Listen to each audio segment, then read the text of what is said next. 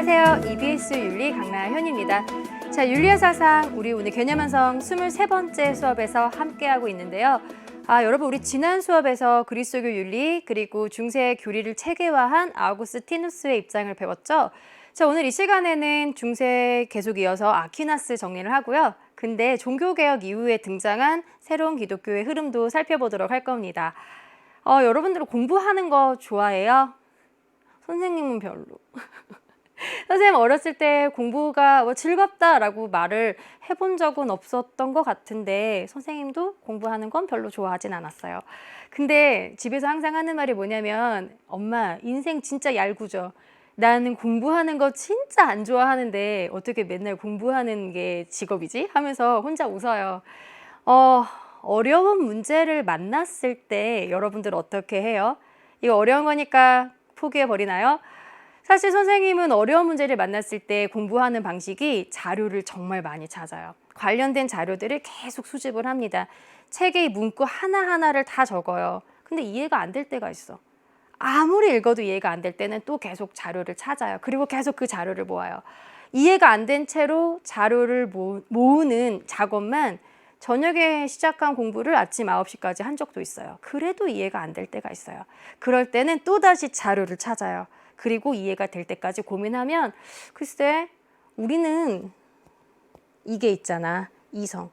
이 이성은 모든 문제를 해결할 수 있는 능력이 있다는 것을 내가 의심하지 않는 한 아무리 어려운 문제도 그 답을 찾을 수 있어요. 오늘 우리가 배우는 아퀴나스는 이렇게 말합니다. 인간의 머리로 이해할 수 없는 것은 세상에 없어. 가장 어려운 문제인 신이 존재하는가 같은 그 어려운 문제에 대한 답도 신께서 우리에게 주신 이성을 통해서 노력하면 반드시 알 수 있지 같은 것을 제시한대요. 자, 아퀴나스 입장은 어떤 입장인가 오늘 본격적으로 수업 시작해 보도록 할게요.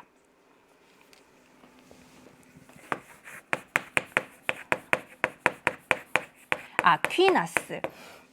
중세 중기로 넘어가면서부터 나오는 신학의 흐름입니다. 그래서 앞서서 우리가 봤던 기독교의 일반적인 교리들, 신에 대한 관점, 인간에 대한 관점, 인간의 완전한 행복은 신의 은총을 받을 때 구원을 통해서 가능하다 같은 관점은 그리스도교 입장의 공통점이기 때문에 아퀴나스도 당연히 인정을 하죠.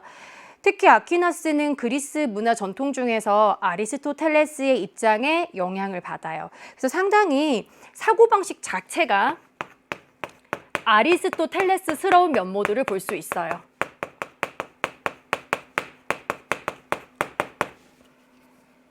선생님은 여기서 계승이라는 단어 대신에 수용이라는 단어를 좀 쓸게요. 그래서 이 아리스토텔레스의 입장을 수용을 해서 기독교의 교리를 발전시켜 나갑니다. 일단 우리 여러분 아리스토텔레스 배울 때 조금 어려웠죠. 근데 우리 대표적인 견해들 한번 비교해 볼까? 참다운 진리는 현실에 존재하지. 현실을 초월한 이데아계에만 존재하는 건 아니야 같은 게 아리스토텔레스잖아. 이게 현실주의잖아. 그래서 아리스토텔레스 특징 하나 잡는다면 현실주의. 그 다음에 우리 또 중요한 거 뭐가 있었지? 존재하는 모든 것은 목적을 가지고 있어. 인간의 목적은 행복한 것이고 그것을 달성하는 것이 인간의 최고선이야. 그래서 이런 관점을 다른 말로는 우리가 목적론적 세계관이라고 불렀어. 한번 적어봅시다. 목적론적 세계관.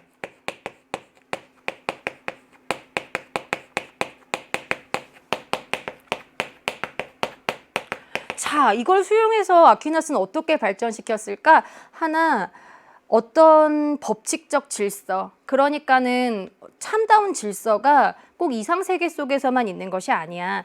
영원한 세계 속에 있는 질서가 현실에서도 내재가 돼 있지라는 관점을 가지고 있어요. 그 현실 세계 속에 있는 영원한 세계의 질서를 우리는 뭐라고 부를까? 그게 자연법입니다. 그래서 영원한 세계 질서인 법칙이 현실 세계에도 내재돼 있어 자연법 사상을 발전시켜 나가요. 이따가 되게 자세하게 설명할게. 일단 여러분들 이름만 기억해놔. 자, 두 번째입니다. 우리 아리스토텔레스 했을 때 선생님이 막 땀 질질 흘리면서 막 레고 막 보여줘 가면서 이게 있잖아 막 했던 거 여러분 기억나? 이 사물이 갖고 있는 본질이 뭘까를 알기 위해서 이 사물을 하나하나 이렇게 살펴보는 방식으로 진리를 찾았잖아. 감각과 경험에서부터 진리를 도달해 나갔지. 이게 아리스토텔레스가 진리를 탐구하는 방식이었고 그 방식을 아퀴나스도 계승을 해요. 그래서 표현으로 한번 적어볼게.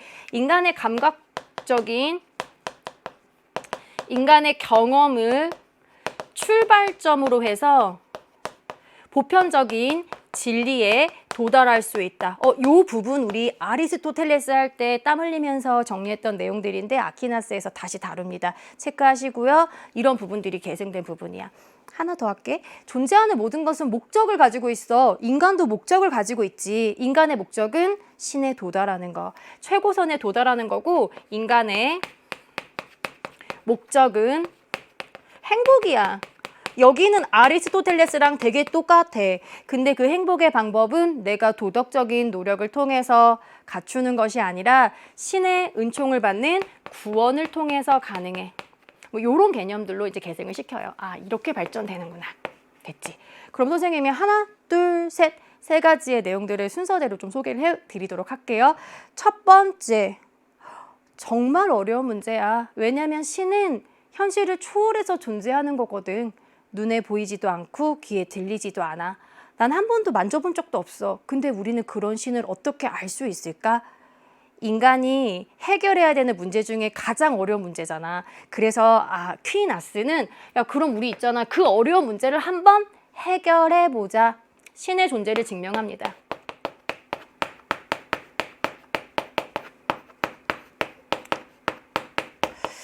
일단 여러분, 신의 존재를 증명하는 방식은 크게 두 가지의 방식이 있어. 아퀴나스도 이 부분을 인정을 해요. 자, 신의 존재를 증명하는 방식.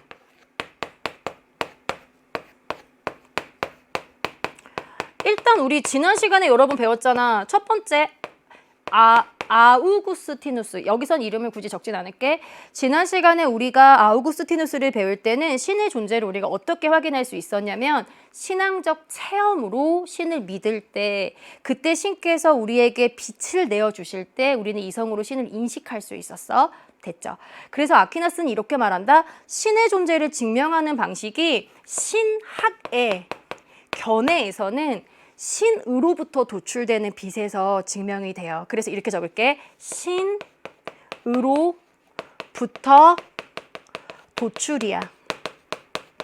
선생님 지난 강의 계속 이어서 설명을 하는 거예요.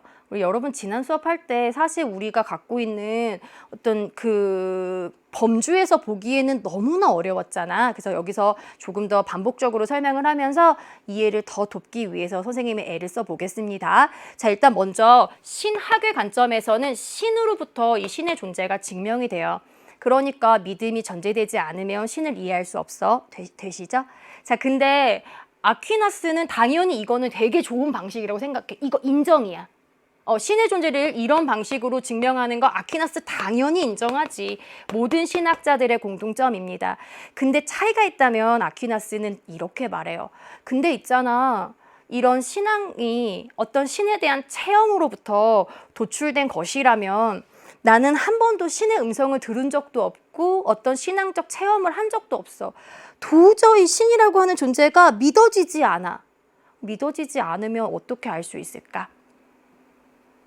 아퀴나스 이렇게 말해. 신은 인간을 만들 때 인간에게 완벽한 질서를 주셨어. 그리고 인간에게는 이성도 주셨어. 신이 주신 이성으로 네가 믿어지지 않아도 신이 주신 이성으로 네가 이 부분을 알려고 했으면 아무리 어려운 문제도 분명히 해결할 수 있을 거야를 제시합니다. 그래서 두 번째 방법은 철학에서 쓰는 방식을 써요. 이게 바로 아리스토텔레스가 제시한 방식이잖아. 자, 여러분 철학에서 제시한 방식 어떻게 간다고? 이성으로 증명합시다. 이런 이성적인 사고방식으로 답을 찾아가는 거야. 조심할 것은 여러분 이때 이성으로 철학적 방법으로 신에 대해서 증명한다는 것은 신의 은총을 100% 입지 않아도 내가 믿어지지 않아도 내 머릿속으로 그 원리를 충분히 이해해 갈 수 있다라는 의미예요. 이렇게 봐봐. 어렸을 때 되게 많이 듣던 얘기가 우리 나연이 내가 지금 이 나이에 이런 얘기를 하면 너무 부끄러울 것 같은데 우리 나연이 어디서 왔어? 그럼 내가 항상 했던 말이 엄마 뱃속에서 왔지 막 이런 여러분들 여러분들 그런 얘기 안 하죠? 어렸을 때 되게 많이 했을 거예요. 너 어디서 왔니? 엄마 뱃속에서 왔지 뭐 이런 얘기. 그래요. 저는 엄마에서부터 왔죠. 우리 부모님. 그럼 우리 부모님은 어디서 왔나요? 우리 부모님의 부모님이야. 자, 우리 부모님의 부모님은 어디서부터 왔나요? 계속 그 단계를 거슬러 올라가면 누군가 이 모든 것들을 최초로 만든 최초의 운동자가 있지 않을까? 모든 것의 근원이 되는 최초의 원인자가 있지 않을까? 그렇게 생각해보면 그게 신일지도 몰라 같은 이해가 된다면 여러분도 인간이 갖고 있는 뛰어난 이성으로 신을 지금 이해하고 있는 거예요. 이런 방식이라고. 이렇게 표현할게. 이성으로 신의 존재를 증명할 수 있는데 5가지 정도의 방법을 제시해요. 최초의 운동자를 찾는 방식으로. 그리고 이거를 다른 말로 이렇게 표현할 수도 있어. 나의 어머니, 어머니의 어머니, 어머니의 어머니. 지금 뭐 하고 있죠? 개별적인 개별자들을 분석하고 있잖아. 이게 우리가 아리스토텔레스 할 때 선생님이 설명했잖아. 감각과 경험으로부터 출발해서 보편적 진리에 도달할 수 있지. 그러니까 참된 진리, 신의 도달이 가능해. 이런 표현을 씁니다. 그래서 2가지 모두로 신의 존재를 증명할 수 있고 신의 빛이 없어도 이성으로 증명은 가능하다고 봐요. 버트. 근데 그게 있잖아. 머리론 이해돼도 100% 이해되기는 어려워. 그래서 버트 이런 방식으로도 가능하지만 이것도 사실은 불완전할 수는 있어. 그래서 어디까지나 철학적인 방식보다는 신학적인 방식이 훨씬 더 우위에 있다고 설명은 합니다. 됐죠? 자, 그렇다면 이런 견해를 우리가 이렇게 정리할 수 있어. 결국은 신학이든 철학이든 이것은 다 신으로부터 나온 것이야. 너의 신앙적 체험이든 네가 갖고 있는 이성이든 모두 다 신으로부터 나온 것이야. 모두 다 신에 도달하기 위해서 고민하고 있는 거고 방법은 다르지만 모두 다 신으로부터 나온 것이기 때문에 이들은 모순된 게 아니야. 그래서 이렇게 말해요. 신앙과 이성의 조화를 말해.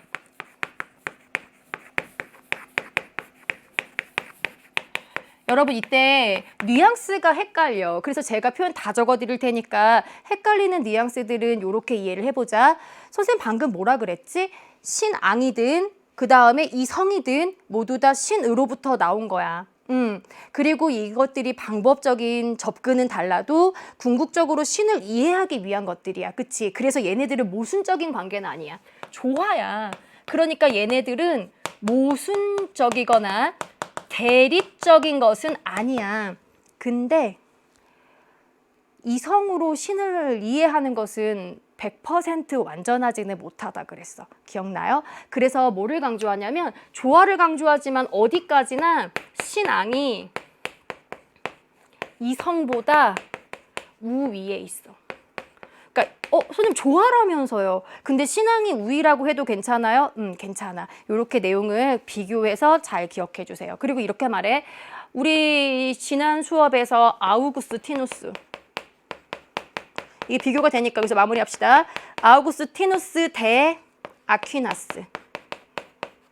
헷갈리잖아.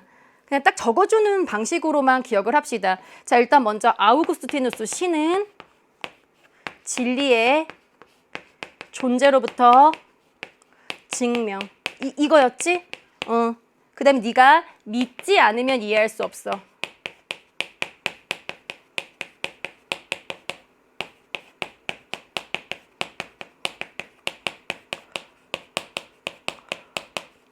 괜찮아? 되시죠? 자, 근데 아퀴나스 신을 신으로부터 증명하는 거 부정하지 않아요. 근데 추가하지. 이성으로도 증명이 가능해. 그리고 표현을 이렇게 적으세요. 믿기 위해 이해하는 거야. 그러니까 내가 지금 믿음으로서는 도대체 신을 모르겠으니까 나는 믿기 위해 이해하는 것. 그래서 이성적인 증명을 통해서 신에 대한 이해를 좀 시도해보려는 노력을 통해 신에 대해서 좀 믿음을 가져보자 같은 방식을 제시합니다. 뭐 이 정도 기억하시면 되겠습니다. 이번에는 이제 2번째 신의 존재 어려운 문제 우리가 인간이 인간에게 신이 부여하신 이성으로 해결을 좀 했어요. 자, 그러면 이제 목적론적 세계관으로 넘어가 볼게. 앞에서 기독교 교리를 선생님이 다 해드렸어. 원죄론, 구원론, 이것은 모든 기독교의 일반적 견해예요. 그래서 아퀴나스 입장에서도 원죄, 악에 대한 개념은 공통적으로 간다라고 생각하고 조금 차이가 있는 부분들을 정리할게요. 목적론적 세계관이야. 인간의 목적은 뭐? 행복. 행복은 어떻게 달성할 수 있을까? 요렇게 달성할 수 있습니다. 자, 두 번째로 제시한 게 괄호가 3번이겠죠? 덕론이야. 그리고 여러분, 아퀴나스가 덕과 관련된 부분에서는 조금 더 출제가 잘 돼요. 주관식 나오면 일단 단어가 어렵잖아. 그래서 덕에다가 별표. 일단 덕을 두 가지 덕으로 제시해요. 근데 이것도 적을까? 목적론적 세계관. 이것도 적을게요. 혹시 헷갈릴까 봐. 인간의 목적은 행복. 이 행복은 최고선에 도달하는 거 기억하고 그가 제시한 덕의 종류 정리해 봅시다. 자, 여러분. 우리 아리스토텔레스 배울 때 덕의 종류가 두 가지가 있었어. 첫 번째는 머리로 아는 덕, 시작, 지적인 덕. 두 번째는 올바른 행위와 관련된 덕. 이런 지적인 덕, 올바른 행동과 관련된 덕, 이런 덕들, 우리의 도덕적 삶과 관련된 이런 덕을 아퀴나스는 이렇게 불러 자연적인 덕. 이름 기억하세요. 자연적인 덕은 우리가 지난 시간에 배웠던 아리스토텔레스가 제시한 덕 두 가지가 있었지. 첫 번째, 진리를 아는 덕, 시작, 지적인 덕. 나의 이성으로 감정과 욕망을 제어해서 나를 올바른 행동으로 이끌어내는 덕, 품성적인 덕. 기억나? 나면 완전 베스트. 안 나면 지금부터 외우면 되고 되시죠. 근데 이런 행동, 이런 덕으로 우리가 되게 올바른 행동을 할 수가 있어. 근데 이제 아퀴나스가 봤을 때 이런 자연적인 덕은 우리가 현세에서 이런 도덕적인 삶을 살고 올바른 행동을 하는 것은 현세에서 되게 중요하지. 도덕적인 삶을 사는 것은 신이 우리에게 원하시는 우리의 의무이기도 해. 근데 이런 현세에서 올바른 행동을 하는 자연적인 덕으로는 완전한 행복에 이를 수가 없어요. 이런 행복은 굉장히 이런 세속적인 행복이고 일시적인 행복이라고 봐. 인간의 목적인 최고선, 진정하고 영원한 행복에 도달하기 위한 예비적인 단계라고 봐요. 네. 그래서 현세에서 우리의 모든 것들은 굉장히 일시적이면서도 예비적이다라고 해석하는 게 특징이기도 해. 자, 그렇다면 인간의 궁극적인 목표, 완전하고도 영원한 행복은 어떻게 달성할 수 있을까? 자연적인 덕만으로는 부족하다고. 항상 기독교는 인간이 기본적으로 갖고 있는 원죄가 있고 이거 어떻게 해야 용서를 받아? 신의 은총이야. 신의 은총은 어떻게 내려? 신에 대한 믿음과 신에 대한 사랑을 통해서 신께서 내리시는 은혜라고. 그래서 적을게. 그래서 필요한 덕이 뭐냐면 신에 대한 사랑. 이런 덕을 앞에서 배웠죠? 다른 말로 뭐라고 불러요? 시작, 종교적인 덕. 개념 새롭지 않아요. 근데 덕의 표현이 사주덕에서 이렇게 자연적인 덕으로 달라지는 게 아퀴나스와 아우구스티누스의 차이점이야. 됐지? 자, 그럼 가봐. 여러분, 종교적인 덕. 시작. 신을 향한 믿음. 신을 향한 소망. 신을 향한 사랑. 되시죠? 특히 이렇게 신을 향한 사랑을 내가 가질 때 신께서 나에게 뭐를 내리셔? 은총. 되지. 신의 은총을 받으면 내가 신과 하나가 됩니다. 근데 여러분, 유한한 인간이 신과 하나가 되는 것의 궁극적 목표 달성은 내세에서 가능해요. 그래서 종교적인 덕, 신의 은총을 통해서 받게 되는 구원은 현세가 아니라 내세에서 가능해요. 그러니까 인간의 내세에서 신과 하나가 되는 구원을 이룰 때 인간에게 있어서 진정한 행복. 그러니까 여러분, 이게 진정한 또는 영원한 또는 참된 요런 표현이 붙으면 자연적인 덕으로는 어려워 진짜는 영원한 세계에서 내세에 달성합니다. 그리고 이게 인간이 추구하는 인간의 삶의 목표야. 한 글자로 표현하면 선, 신에 도달하는 거고 이게 최고선에 도달하는 거. 이렇게 개념을 기억하시면 돼요. 자, 마지막 4번. 사실은 이 아퀴나스 입장에서는 여기가 되게 중요하거든. 아까 얘기했죠. 현실에서도 어떤 우리가 마땅히 따라야 되는 법칙이 있어. 신의 정신 세계 속에서 있는 그 질서를 신께서는 인간에게도 부여하셨지. 그 질서를 뭐라고 부르냐면 자연법입니다. 그래서 최근 들어서 아퀴나스 입장에서 되게 강조되는 게 바로 그의 자연법 사상이야. 선생님은 여러분들이 이 부분을 놓치면 오히려 오답률이 높을 것 같아. 여기를 더 집중적으로 보셔야 돼요. 네, 됐죠? 첫 번째, 우리는 3가지 종류의 법을 기억하셔야 돼요. 첫 번째는 신의 지혜. 영원한 세계 속에서 현실을 초월해서 존재하는 신의 그 법칙. 이거는 인간의 그 감각으로나 이성으로 알기 좀 어려운데 신의 지혜를 영원법이라고 불러요. 현실을 초월해서 존재하는 것. 다른 말로는 신의 법칙. 신의 정신 속에 있는 신의 지혜야. 요렇게 좀 이해하면 편해질 수 있어. 근데 신께서는 그 법칙을 세상을 만드실 때 인간에게도 내려주셨어. 자, 그게 이제 두 번째로 우리가 기억해야 되는 자연법이지.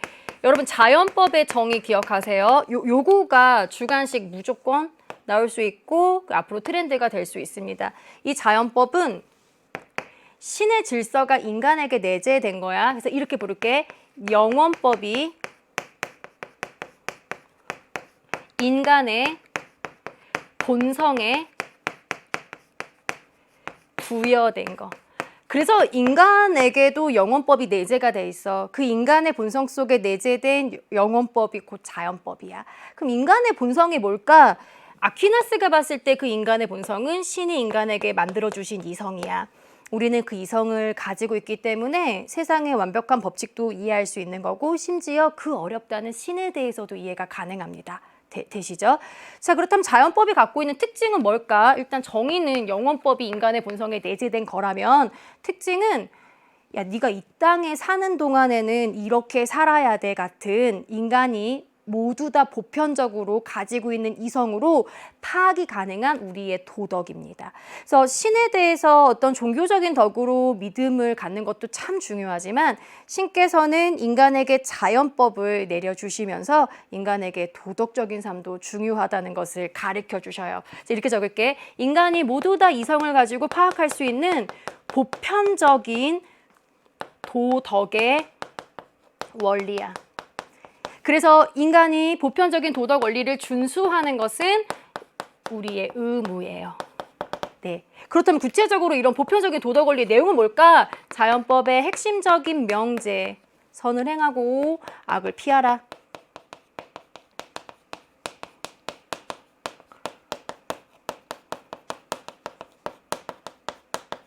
이때 구체적으로 우리가 행해야 되는 선의 내용은 자기를 보존하고 이거는 눈으로 익히셔도 괜찮아. 종족을 보존하고. 그리고 우리는 이성으로 진리를 알 수 있어. 이성으로 신도 알 수 있어. 신도 증명할 수 있어. 신과 공동체에 대한 진리를 파악할 수 있는 그런 속성들이 자연법의 핵심적인 명제예요. 되시죠? 이 자연법은 모든 인간이 갖고 있는 보편, 모든 인간에게 타당한, 영원한, 변하지 않는 그러나 인간이 만든 것이 아니라 신이 내려준 질서이기 때문에 성문화되지 않은 이성의 명령입니다. 되시지? 그렇다면 여러분 세 번째, 인간이 만든 법, 성문화된 법을 우리가 실정법이라고 불러. 실정법은 인간에 의해서 제정된 우리의 법률 있잖아. 글로 만든 법이야.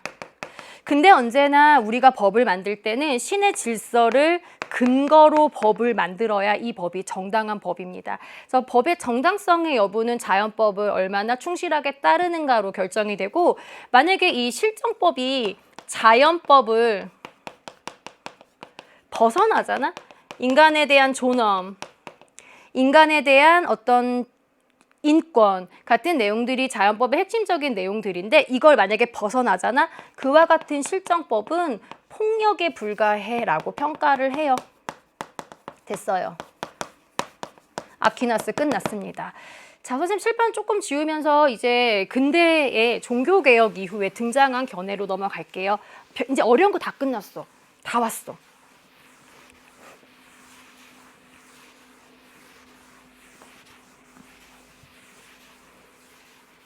지우는 김에 그냥 쫙 다 지울까요? 예.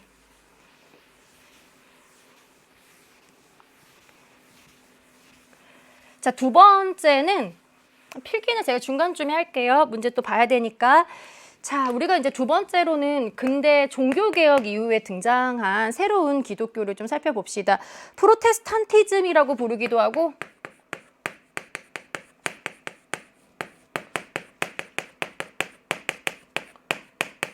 그러니까 종교개혁 이후에 등장한 교회예요. 그래서 앞에서 우리가 봤던 아우구스티누스 교부 철학, 그 다음에 아퀴나스 스콜라 철학으로 대표되는 철학들은 중세 철학이라면, 이건 이제 근대로 넘어가는 철학이야. 종교개혁 이후에 등장한 철학입니다. 자, 첫 번째로 살펴볼 것이 대표적인 종교개혁자 루터. 우리가 윤사에서는 루터가 더 강조가 돼요. 그래서 별표를 치고, 루터의 등장은 기독교의, 특히 중세 교회의 타락에서부터 시작이 돼요. 그래서 종교 개혁을 시도합니다.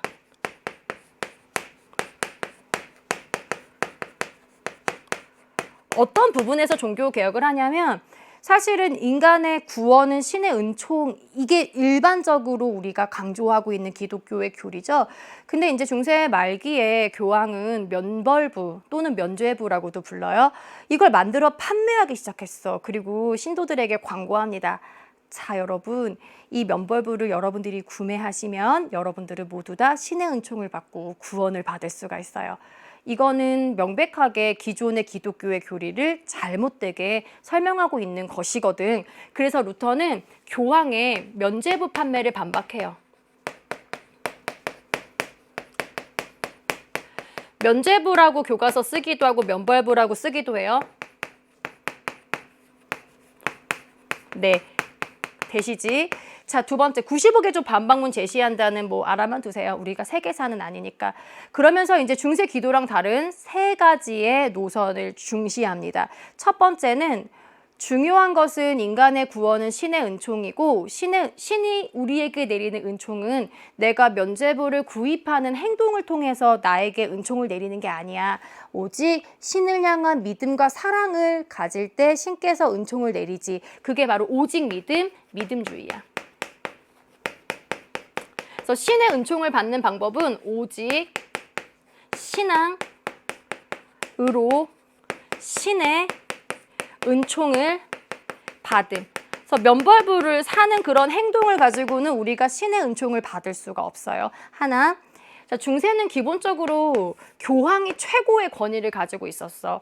왜 그러냐면 사제가 아닌, 그러니까 성직자가 아닌 사람들은 신과 직접 대화할 수 없었거든. 그래서 제가 보면 이렇게 밑에다 그리세요. 중세. 여러분, 중세에 해당하는 게 아퀴나스, 아우구스티누스였어. 그리고 근대 루터로 넘어가면서 우리가 신을 만나는 방법이 좀 달라집니다. 중세는 일단 성직자가 중간에 매개체로 들어가요. 이걸 다른 말로는 교황 또는 교회라고 봐도 돼. 일반 신도가 내 뜻을 신에게 전달하고 싶어. 그렇다면 반드시 누구를 매개로 거쳐야 되냐면 성직자를 매개로 거쳐서 신께 자신의 뜻과 자신의 그 마음을 전달을 합니다. 이게 중세 교회가 성도가 신을 만나는 방법으로 제시했던 거야. 근데 루터가 제시하는 방법은 어떤 방법이냐면, 모든 신도는 교회나 성직자를 통하지 않고도 직접 신과 대화할 수 있어. 소통이 가능해. 이걸 다른 말로는 만인 사제주의라고 불러. 그래서 이런 만인 사제주의 개념은 근대 이후에 등장하는 종교개혁 이후에 프로테스탄티즘의 교회에서는 공통적으로 적용이 돼요. 그러다 보니까 과거에 비해서 교황이나 성직자의 권위가 적겠지. 교황과 성직자의 권위보다 더 중요한 것은 신의 가르침. 그게 바로 성서죠.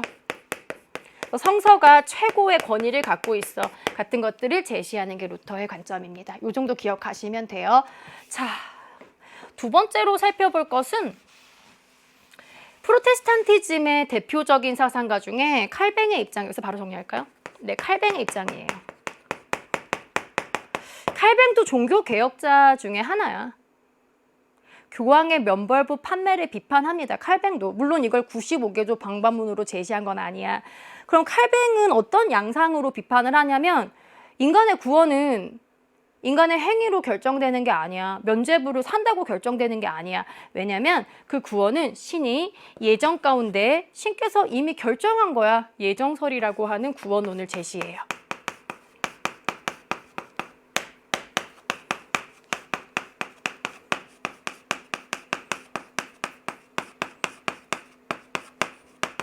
되죠. 네, 그리고 윤사에서는 칼뱅의 입장을 뭐 그렇게 집중적으로 잘 묻지는 않아. 구분할 수 있을 정도로만 보시면 돼요. 자, 두 번째. 그러면 내 구원은 신이 예정돼 있어. 그럼 나의 구원 여부는 내가 어떻게 알 수 있을까? 이런 구원 여부를 설명하는 방법 중에 하나로 칼뱅이 제시한 게 우리의 직업이야. 그래서 칼뱅하면 직업 소명설이 대표적인 그의 이론이야. 자, 가볼게. 직업 소명설 하나. 인간의 직업은 신의 명령이야. 그래서 인간의 모든 직업은 굉장히 성스러운 거야. 우리는 성실하게, 근면하게 신이 주신 직업을 충실하게 이행을 해야 됩니다. 그래서 직업인의 바람직한 자세는 성실하고 근면하고 돈이 많아도 쉬지 않는 이런 자세가 바로 금욕적인 자세예요. 물론 사치하지 않는 것도 금욕이지만 돈이 아무리 많아도 일을 쉬지 않는 금욕의 자세 강조합니다. 자, 이렇게 직업은 신의 명령이야 라는 생각으로 자신의 직업을 충실하고 근면하게 수행을 하면 내가 열심히 일을 하잖아.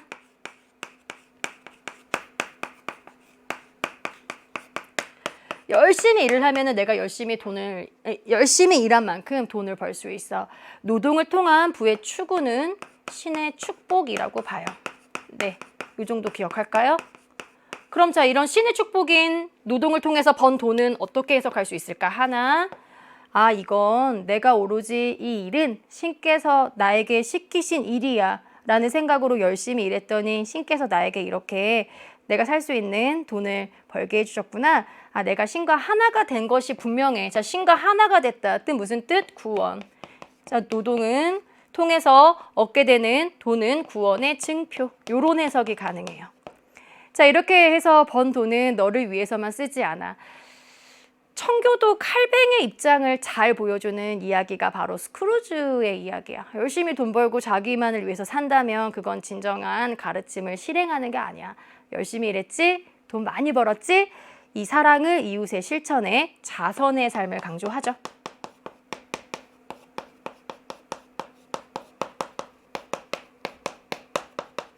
이웃사랑을 실천하는 거야. 그리고 이렇게 해서 번 돈은 되게 긍정적인 의미로 해석을 하기 때문에 칼뱅의 이런 부에 대한 관점, 직업에 대한 관점이 그 뒤에 자본주의를 형성하는데 크게 기여했다라는 평가를 받기도 합니다.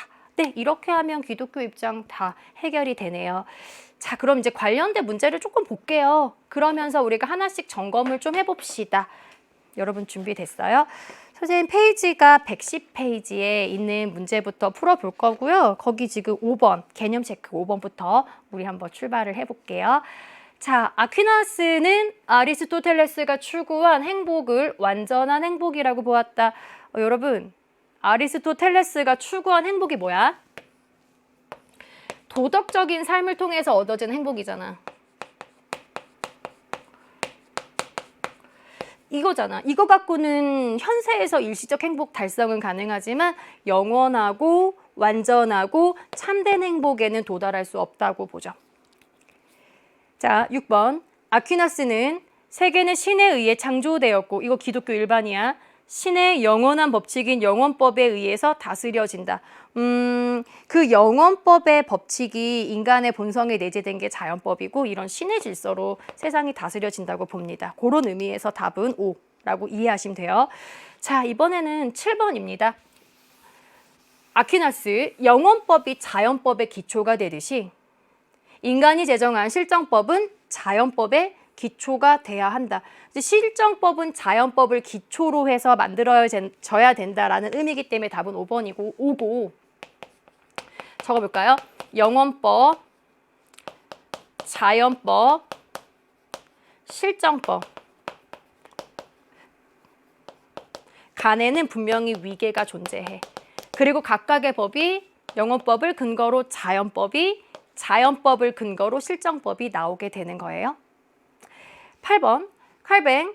구원은 인간의 노력으로 결정될 수 있다고가 아니라 없다지. 네, 기존 교회의 권위를 부정한 건 맞아. 그 성경이나 성서와 믿음이 교황보다 더 중요하다고 보니까. 그러나 인간의 노력으로는 구원은 결정될 수 없다라고 이해를 합시다. 자, 이제 2번 문제부터 볼게요. 근데 문제가 선생님이 봤을 때는 전체적으로 난도가 좀 있어요. 어려운 문제들도 좀 있었죠. 2번. 다음 중세 서양 사상가의 입장입니다. 부정의 대답을 할 질문으로 옳은 것은 우리가 부정을 한번 찾아봐야겠네요. 인간은 자신의 자연적 능력의 한계를 초월하는 영원한 행복이라는 목적 아래 질서지어 있으므로 그러니까 인간의 능력으로는 영원한 행복에 도달될 수 없어. 그럼 뭐를 통해서? 신의 은총을 바탕으로 한 구원. 이제 좀 이해가 되나요? 문제 계속 풀면서 핵심적 단어들을 외워갑시다. 자, 마땅히 자연법이나 실정법을 초월해서 신에 의해서 주어진 법에 의해 자신의 목적을 향해 나아갈 수 있어. 그 목적이 바로 구원이라고. 이런 목적론적 세계관과 자연법 같은 의미로 신학을 설명한다면 아퀴나스의 견해입니다. 자, 1번. 지혜는 종교적 덕의 최상인가? 종교적 덕 중에 최고는 뭐였어? 사랑. 부정의 입장이니까 답 1번이네요. 신은 이성적 사고를 통해 증명될 수 있지. 3번. 신학과 철학은 구분이 되지만 조화로울 수도 있고요. 서로 모순관계는 아니야. 근데 여러분 여기서 하나만 더 추가해야 돼. 조화로울 수 있고 모순관계는 아니지만 둘 중에 더 나은 건 뭐야? 이게 훨씬 더 우위야. 기독교는 공통적으로 신학이 철학보다 우위라는 견해를 항상 가지고 있어요. 4번입니다. 자연법을 위반한 실정법은 정당성을 상실하죠. 완전한 행복은 믿음, 소망, 사랑의 덕을 필요로 해요. 이걸 바탕으로 신의 은총을 받는 구원에서 실현이 됩니다. 3번. 가중세 서양 사상가 가불의 입장을 나의 그림으로 표현해 볼게요. 자, A씨에 들어갈 진술을 보기에서 골라볼까요? 이성적 피조물은 영원한 이성 안에 참여합니다. 이를 통해 이성적 피조물은 적절한 행동, 목적에 대한 자연적 성향을 갖고 있습니다. 인간이 갖고 있는 자연적인 그 성향이 바로 자연법이야. 영원법이 인간의 본성에 내재가 돼 있는 거죠. 이성적 피조물 안에서 영원법의 참여가 바로 자연법이다. 아퀴나스네. 자, 의뢰 제시문은 좀 네모를 쳐놓으세요. 혹시 주관식 나오면 단어 적을 수 있도록 체크해놔.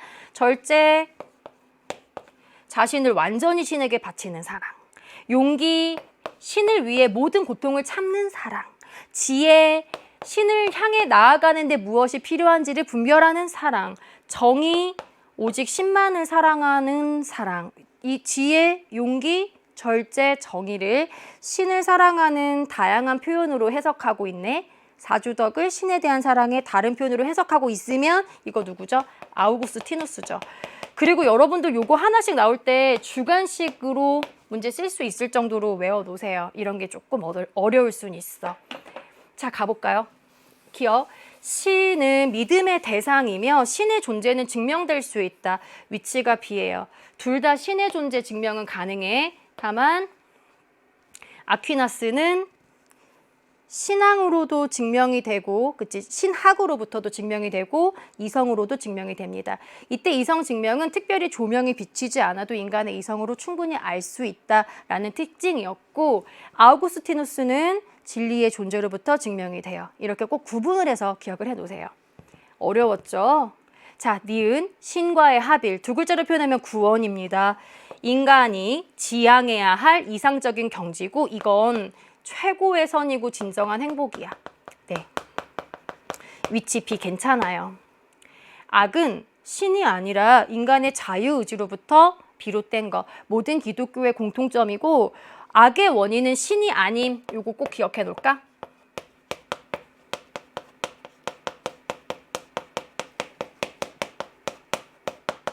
인간의 자유의지 남용으로 이루어진 거기 때문에 선이 결여된 상태. 기독교 일반적인 견해이기 때문에 디귿도 괜찮습니다. 자, 네 번째, 신앙을 통한 진리는 철학적 진리보다 우월하다. 신학이 철학보다 우월해. 아퀴나스 안 될 것 같잖아. 그래서 선생님이 강조한 거야.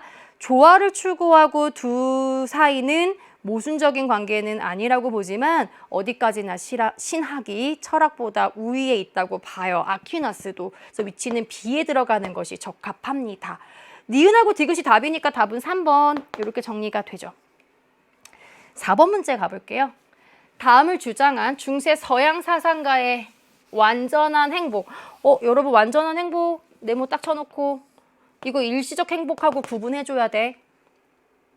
완전한 행복에 도달하기 위해서는 도덕적인 덕만으로는 불완전해요. 신학적인 덕이 있어야 돼. 그렇다면 이거는 지금 아퀴나스. 그럼 완전한 행복을 이루기 위해서는 신학적인 덕, 다른 말로는 종교적인 덕을 바탕으로. 이게 신에 대한 사랑이지. 신의 은총을 통해 받은 구원으로 내세에서 달성이 가능하다. 이게 핵심이야. 완전한 행복은 신의 은총을 통해서 받은 구원을 통해서 내세에서 완전한 행복이 가능합니다. 그래서 우리가 현세에서 도덕적인 덕으로 이루어지는 행복은 되게 일시적이면서도 예비적인 준비 단계에 불과해 라고 개념을 기억해 주세요. 자, 5번 문제 가볼까요?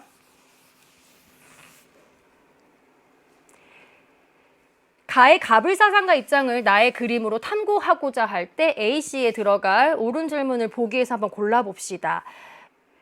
자, 갑. 나는 플라톤 학파의 책을 읽고 무형의 진리를 탐구하였고 신이 만든 눈에 보이는 만물을 통해 보이지 않는 진리를 이해할 수 있었습니다. 그리고 내 영혼의 어둠 때문에 볼 수 없던 것을 가까스로 느끼고 알게 되었습니다. 신이 만든 눈, 신의 빛을 통해서 진리를 이해할 수 있게 되었다. 플라톤의 영향을 받았다. 라는 것을 통해서 아우구스티누스 이렇게 확인이 되죠. 자, 두 번째. 인간의 구원을 위해서 철학 이외에 신의 계시에 따른 어떤 가르침이 필요합니다. 그래서 우리 이성으로 신을 증명하는 거 가능하지만 이것 갖고는 조금 불완전하다고 주장하는 것도 아퀴나스의 주장이에요. 인간은 이성을 넘어서는 어떤 목적, 신을 지향하도록 정해져 있기 때문이야. 아퀴나스 입장이고 신을 향해 나아가는 게 인간의 목적이다. 되시죠? 자, 그렇다면 이제 두 입장을 한번 비교해 볼게. 공통점 A죠. 신은 만물을 창조한 초월적인 존재인가? 괜찮고 모든 그리스도교의 공통점이에요. 그래서 여기 신에 대한 개념들을 조금만 더 표현해 볼게. 신, 만물을 창조한 초월적인 존재고 기본적으로 기독교에서는 신은 분명히 실제로 있는 실제성을 가지고 있는 초월자. 그 다음에 신은 되게 무한성을 갖고 있죠. 유한한 존재라면 그건 신이 될 수 없어. 무한성을 갖고 있는 존재. 그리고 신은 완전 무결한 선. 다른 말로는 어떻게 표현했지? 창조되지 않은 선. 그 다음에 여러분 다음 강의랑 비교할 때 사용할 것 중에 신은 분명히 자유, 의지를 지닌 존재. 이렇게 신의 특성을 꼭 기억해 놓으세요. 아무것도 없는 무에서 유를 창조한 자유, 의지를 지닌 완전 무결한 선이 신입니다. 자, 기억되죠? 일단 인간은 자유의지를 지니고 있는 존재인가? 신의 형상을 부여받은 인간은 자유의지와 창조력을 가지고 있어요. 이건 기독교의 공통점. B는 OX가 돼야 되니까 일단 적합하진 않네요. 디귿, 신앙과 이성은 하나의 진리인 신으로부터 귀결되는가? 그치, 신앙이든 이성이든 모두 다 신으로부터 나오고 신에 도달하고자 노력한 거기 때문에 이들은 모순되지 않아. 네, 이들은 서로 조화로워 라고 주장하는 것이 아퀴나스의 주장이죠. 위치 디귿 괜찮네. 리을 가볼까요? 신법은 인간이 신의 계시를 통해 부여받은 법이 신법이야. 그럼 여러분 여기 밑에다가 이것도 적어놔. 그럼 자연법은 뭐였어? 신의 지혜인 영원법이 인간의 본성에 내재된 거. 이렇게 신법이라는 건 선생님 설명은 안 했는데 자연법 중심으로 내용을 기억해 놓고 신법은 계시를 받은 어떤 되게 종교적인 의미구나라고 이해만 하시면 됩니다. 그래서 지금 리을도 괜찮은 표현이기 때문에 기억, 디귿, 리을이 답이 되고요.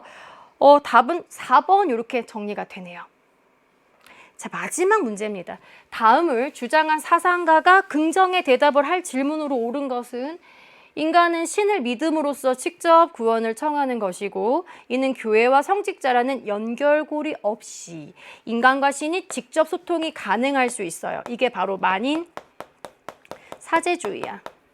그래서 오로지 신에 도달하는 방법은 믿음과 신이 이 땅에 내리신 경전, 성서를 바탕으로 가능해. 이게 누구 입장인가요? 루터 되시죠? 자, 그럼 가볼게. 루터 입장에서 긍정. 모든 신앙인이 곧 성직자인가? 만인 사제주의 1번 되네요. 직업적 성공은 구원의 징표인가? 칼뱅의 견해고요. 진리를 전하는 최고의 권위자는 교황인가?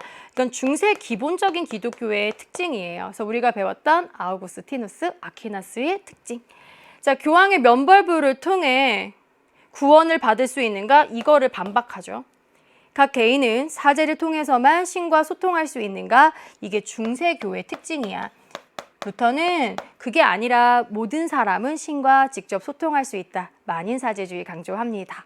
자, 이렇게 해서 우리가 신앙과 윤리와 관련된 문제까지 모두 풀어봤어요. 어려웠는데 여러분들 많이 힘들었죠? 네, 끝까지 함께 따라와줘서 정말 고맙고 여러분들을 응원합니다. 자, 다음 강의에서는 이제 근대 과학의 발달로 우리가 어떤 진리 탐구를 시도하는지 인식의 방법에 대해서 살펴보도록 할게요. 여러분 오늘 강의 듣느라고 고생하셨고요. 언제나 화이팅입니다.